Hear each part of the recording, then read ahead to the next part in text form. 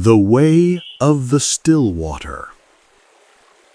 Once upon a time, in a serene village nestled between green mountains and flowing rivers, there lived a wise Zen master named Hoshin.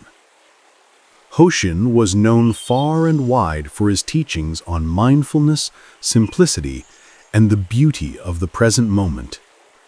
People traveled from distant lands to seek his wisdom, but Hoshin had a unique way of delivering his teachings through everyday experiences. One sunny day, a young and ambitious disciple named Taro arrived at the temple. Eager to learn, he approached Hoshin with a heart full of questions. "Master," Taro said, bowing deeply, "I wish to understand the secrets of enlightenment. I want to meditate and master my mind."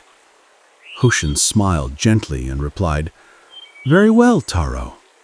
But first, let us go for a walk by the river." Confused but obedient, Taro followed Hoshin down to the banks of the gently flowing river. The water glimmered in the sunlight, and dragonflies danced gracefully above the surface.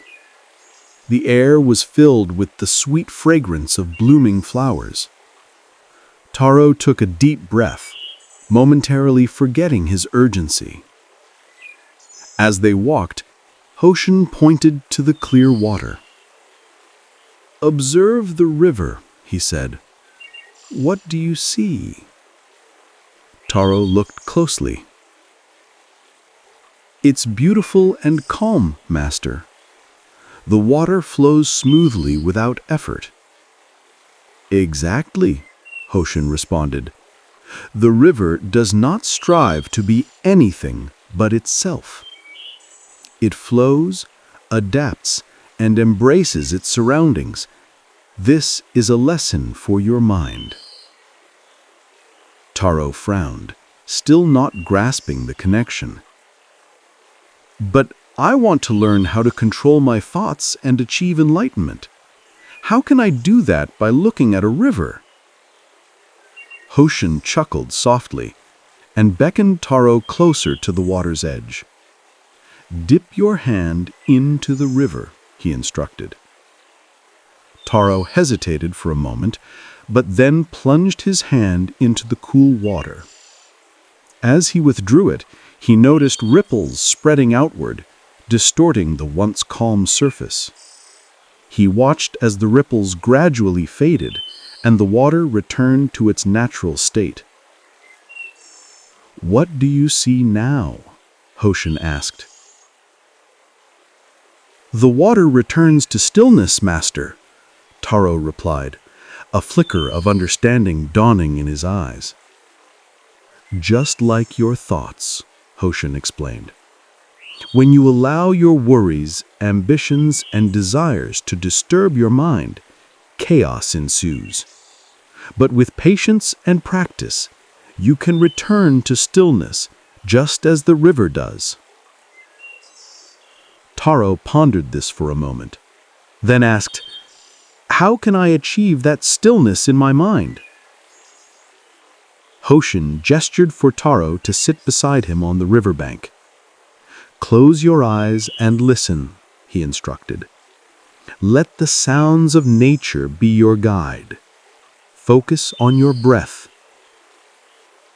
As Taro followed Hoshin's instructions, he began to notice the gentle rustling of leaves, the song of chirping birds, and the rhythmic flow of the water. Gradually, his thoughts quieted, and he felt as if he were becoming one with the surrounding elements. Hours passed in this meditative state, and when Taro opened his eyes, he felt a deep sense of peace. "Thank you, Master. I understand now. Enlightenment isn't just about mastering my mind. It's about embracing each moment, just like the river." Hoshin nodded with a warm smile. "Remember, Taro, the journey to enlightenment is not a race. It requires patience, practice, and the ability to let go. Much like the river, do not force yourself to push against the current of life, but flow with it instead. Inspired and grateful, Taro returned to the village, carrying the lesson of the river in his heart.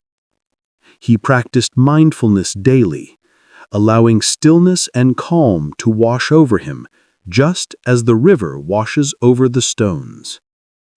From that day on, Taro became a beacon of peace in his village, sharing Hoshin's teachings with others. And so the lessons of the Zen master continued to ripple through the lives of many, just as the water flowed gracefully down the river. The end.